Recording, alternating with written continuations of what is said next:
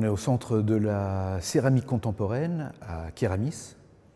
On se trouve ici dans le hall d'entrée et on se trouve devant l'entrée principale du centre qui nous mène directement aux pièces principales en fait, du musée, c'est-à-dire les fours-bouteilles qui sont le patrimoine qui a été préservé et sur lequel on a bâti l'ensemble de l'architecture qu'on a proposée pour le centre de la céramique. L'usine de Bock a été créée dans les années 1840-1845. L'usine Bock s'est implantée ici pour des raisons commerciales. C'était des faïenciers du nord de la France et du Luxembourg.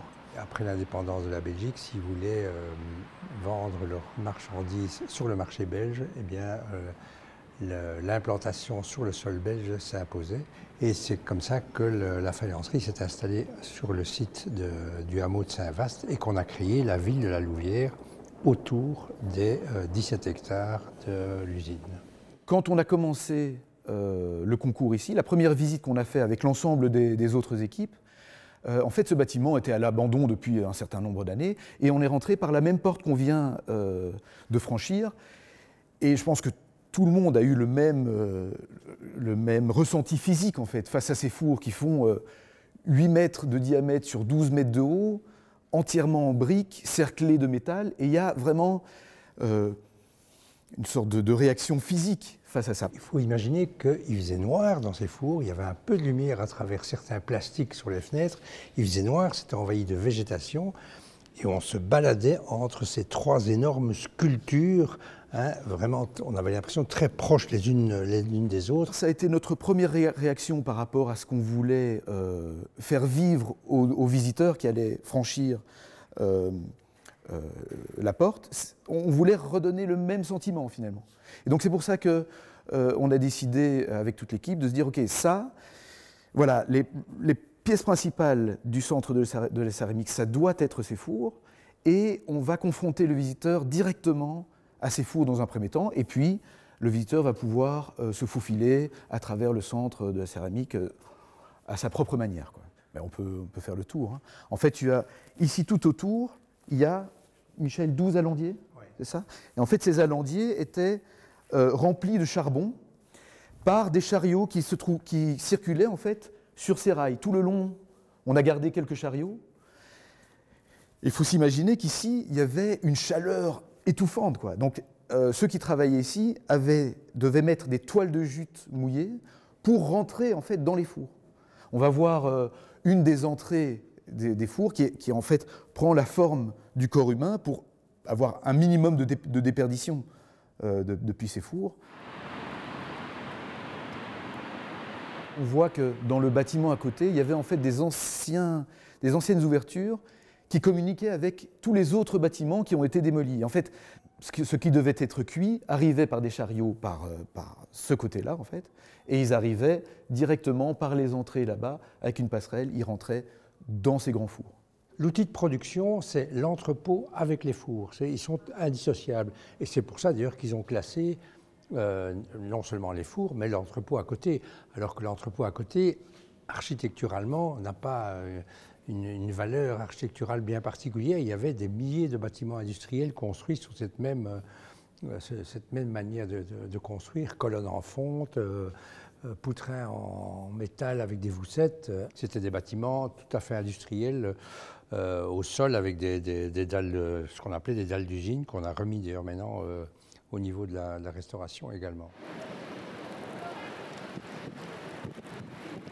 Le bâtiment qui était existant, à l'époque, il était noyé dans une immense nappe de bâtiments industriels, en fait. Et quand on l'a retrouvé, il était un peu esselé dans un grand terrain vague. Et donc, l'attitude que nous avons prise, c'était de lui redonner un cadre, en fait, à ce bâtiment, qui n'était plus plus un cadre industriel, mais c'était plutôt le cadre d'un nouveau programme qui était une sorte de musée, un centre de la céramique. Et du coup, on voulait, d'une certaine manière, avec nos extensions, le préserver dans un premier temps du regard extérieur, de telle manière à encore une fois, découvrir ce bâtiment plus de l'intérieur du centre de la céramique plutôt que de l'exposer à tous les vents. Et c'est de cette manière qu'on vient encercler l'ancien bâtiment et on fait en sorte qu'on ne touche l'ancien bâtiment qu'aux endroits où on en a réellement besoin. Des endroits de passage, des endroits où on préfère avoir une vue spéciale sur les fours, etc. Mais du coup, elle l'entoure sans vraiment le toucher. L'intervention de Jean Glibert, qui est un peintre avec qui nous avons fait de multiples réalisations, on l'avait questionné sur la matérialité de la façade.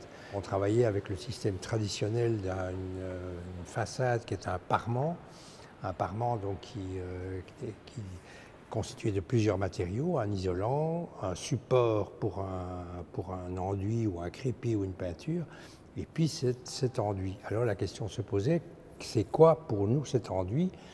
L'idée, c'est qu'on voulait d'abord absolument une matière et pas une couleur. Et donc toute la réflexion sur la matière de cet enduit a commencé en partant aussi de la forme du bâtiment. C'est-à-dire que cette espèce de ruban de béton qui tourne autour des fours, sur lequel vient alors prendre place un motif, qui est un motif qu'on pourrait appeler, qui pourrait faire penser à du faïençage, mais qui n'est pas vraiment du faïençage, qui pourrait faire penser à du camouflage, idée que Jean Glibert préfère d'ailleurs, une espèce de camouflage urbain. Et donc il utilise un motif au départ de craquelures qui déforment à l'ordinateur, c'est-à-dire qu'il étire ou qui contracte en l'appliquant de manière différente suivant que les courbes du bâtiment sont serrées ou sont larges. Ce qui donne alors une autre perception de ces volumes courbes et creux du bâtiment. Jochen Gerner qui a créé une petite BD, enfin une illustration de ce bâtiment pour le petit bouquin Vision. Lui, il avait sa vision de ce bâtiment-là, parce que finalement, chacun peut se faire son idée de ce qu'est cette espèce d'animal. Mais pour lui, c'était un dragon endormi. Donc il a fait un très beau dessin d'un dragon endormi qui se recroqueville sur lui-même. Et voilà. Du coup, partant de là, on peut avoir tout type de visions qui sont plutôt amusantes. On a également donc dessiné tout le mobilier du musée proprement dit. La salle de céramique contemporaine, là nous avons dessiné, imaginé plutôt un mobilier plus modulaire, qui est un principe de tréteaux sur lesquels il y a des plateaux. Et ces plateaux sont en forme de T, de S, de rectangle. Et en s'assemblant, ils permettent des dispositions très variées autour des colonnes et autour de la structure du musée. C'est aussi l'idée de pouvoir, sur une base d'une immense collection qu'ils ont en fait, de pouvoir renouveler les pièces pour que les visiteurs puissent avoir des expositions très différentes, mais en partant toujours d'un même mobilier. C'est une raison économique et d'encombrement aussi. Mais du coup, avec ce système de Tetris, on peut faire une grande table carrée, comme on peut faire un endroit où on peut passer entre les tables, et ce qui permet vraiment d'avoir cette variété d'expositions, mais qui peut aussi être utilisée autant dans la grande salle qu'on vient de voir, mais on peut les retrouver parfois à d'autres endroits, parce que ce sont des éléments finalement assez petits, facilement déplaçables. L'atelier, atelier enfant, atelier d'artiste.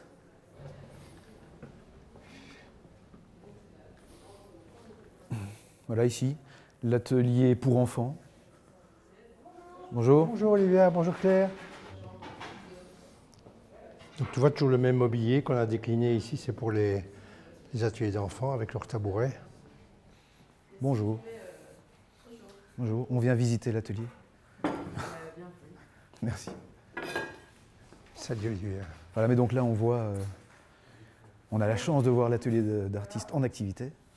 On a deux espaces qui sont très différents. Il y a l'espace sec de l'autre côté et l'espace humide ici. Et c'est de là qu'on rentre dans la boîte là derrière où se trouvent les fours.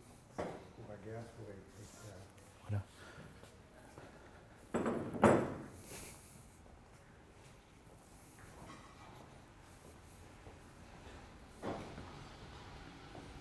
Ça, c'est encore des moules et des contre-moules.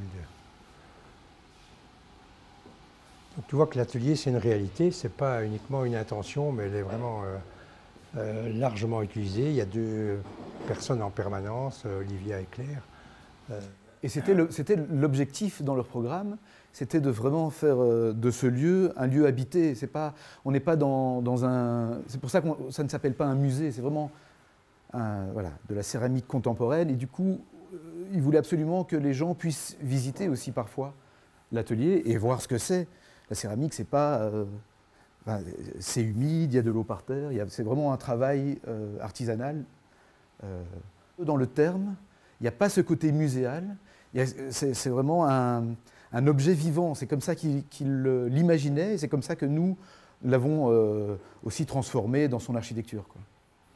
Il y a même une résidence au 2e étage et une résidence pour les artistes en résidence ici qui puissent loger, puisqu'effectivement les cuissons durent parfois des journées entières, il faut revenir la nuit pour corriger, pour contrôler, etc.